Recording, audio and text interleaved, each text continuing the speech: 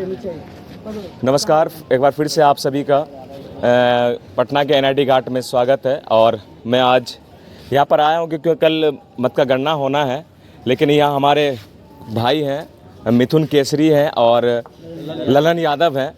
एक महागठबंधन की ओर से हैं और एक जो है एनडीए की ओर से हैं। तो सबसे पहले मैं जानना चाहूँगा ललन यादव जी से कि कहीं ना कहीं आप तो बहुत खुश होंगे और आपके खेमे में तो अभी मिठाइयाँ ज़रूर बट रही होंगी, आप तो बहुत खुश होंगे। एग्जिट पोल जो आया गया है, क्या आप उससे संतुष्ट हैं या नहीं है? सबसे पहला सवाल आपसे। 100% संतुष्ट है जी। अच्छा, आपको क्यों लगता है कि पब्लिक हमको पूरी तरीके से 100% हमको सपोर्ट करे? आपके पास क्या मुद्दा रहा? आपने क्या क्या लोगों के लिए, आपने 10 साल रहा, आपने सरकार चलाई, क्या आपको ऐसा लगता है? अब कुछ मुद्दा बताइएगा ना कि क्या क्या किया है। हाँ, क्या किया? मोदी आप क्या 10 साल किया आप रहे इसके ना? लिए आप समर्थन किए, हम बताएंगे। हम बताएंगे कांग्रेस वाला क्या किया, उसके लिए हम समर्थन कर रहे हैं उसका। अगर आप खुली नज़रों से देखिए, हाँ, गूगल उठाइए, देखिए हमको तो बहुत कुछ दिख रहा है, लेकिन आप बताएंगे ना, आप उसके समर्थक हैं, आप उसको सपोर्ट कर रहे हैं। कहीं ना कहीं आपसे आदमी तो सवाल करेगी ना। आप अगर वोटिंग के लिए जा रहे हैं, आप वोट मांगने के लिए जा रहे हैं, आपसे तो सवाल करेगा कि आप हमने हमारे लिए क्या करा। तो आप बताएंगे ना, आप अपना ओपिनियन दीजिए। क्या नहीं किए सो पूछिए आप। हम वही तो पूछ रहे हैं आपसे, क्या किए बताइए ना। हाल ही फिलहाल में देख लीजिए, कुछ दिन पहले वो 100 टन सोना जो मतलब कांग्रेस सरकार में कौन से देश को जो दिया गया था, क्या नाम था वो? देखिए वो मुद्दा नहीं है। आप एक स्टूडेंट है, सबसे पहली बात। आप वोट कहाँ दिए? आप एक युवा हैं। सबसे पहली बात, युवा के लिए आजकल बहुत मारामारी चला है, चाहे वो बिहार की बात करें, चाहे पूरे इंडिया की बात करें। तो आप अपने लिए बताइए, आप एक युवा हैं, युवा छात्र हैं, तो आप अपने आधार पे बताइए अपना ओपिनियन कि आपको क्या लग रहा है कि नहीं, मेरे लिए ऐसा कुछ हुआ है इसलिए हम उसको समर्थ कर रहे हैं। आप बताइए।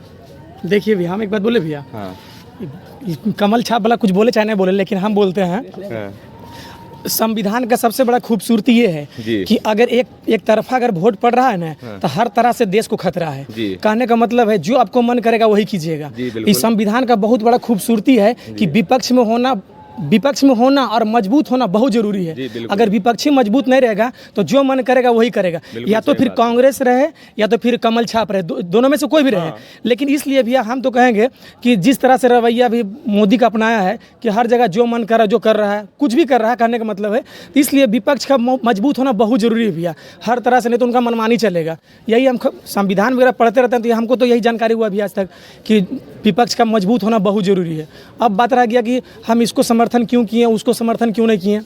अच्छा, हाँ, जैसे कि आपने देखा कि आपका लोकसभा चुनाव का जो मैनिफेस्टो था, हाँ, आपने बहुत कुछ सोचा, बहुत कुछ बताया लोगों को कि नहीं, अगर हमारी सरकार आती है तो औरतों को जो है पर माह जो है 5,000 रुपये दिए जाएंगे।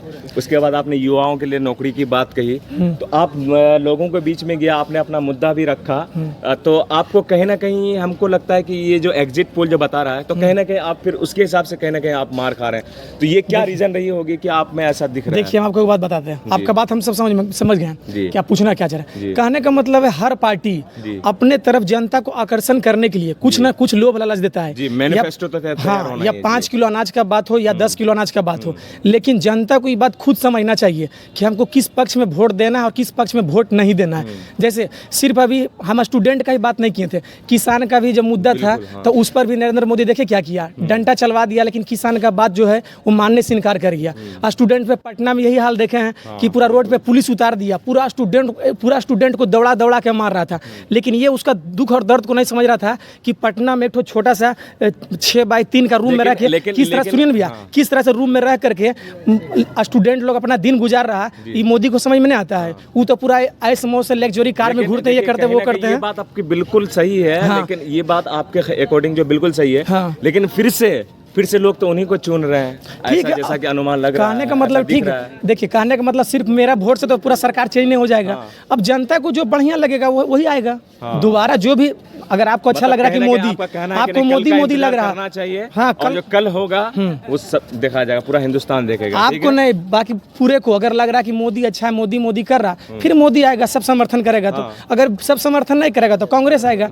लेकिन ये भी जरूरी है कि हर बार जो है ना, अगर एक ही सत्ता अगर एक ही व्यक्ति के पास रहे तो कहीं ना कहीं संविधान के लिए खतरा है। तो ये सही बात है।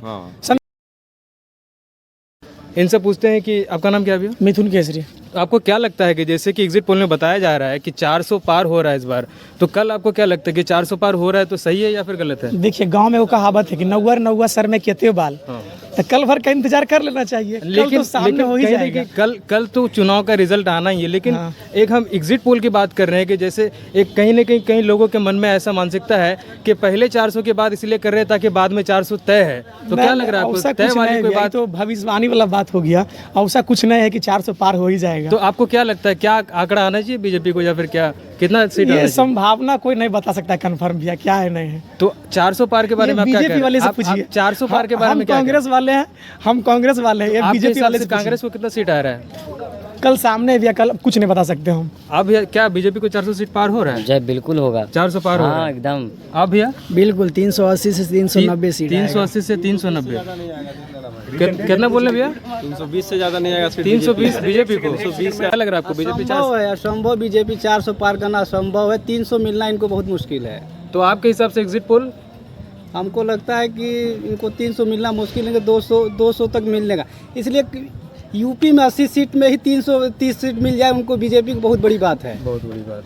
तो भाई साहब का कहना है कि कल 400 पार नहीं हो रहा है, तो इसका मतलब कहने कि मैं मीडिया के बारे में पूछना चाहूँगा, जो मीडिया में प्रोपेगेंडा चलाया जा रहा है कि बीजेपी को 400 पार तय है, तो मीडिया वाले सब बीजेपी खरीदे हुए हैं। बीजेपी खरीदे हुए हैं, कैसे कह सकते हैं आप? बिल्कुल कह सकते हैं।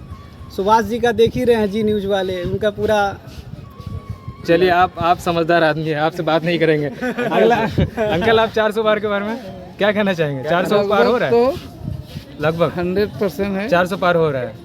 मीडिया तो दोगली है, पहली बात। अच्छा, लेकिन उसको तो पूछे मीडिया किस चीज पे एनालिसिस करके अपना वो दिखाई है।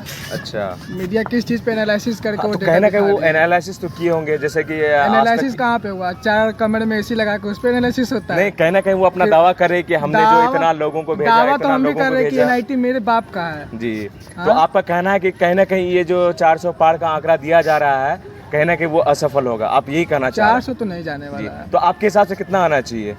कितना आ रहा है? देना ही नहीं चाहिए।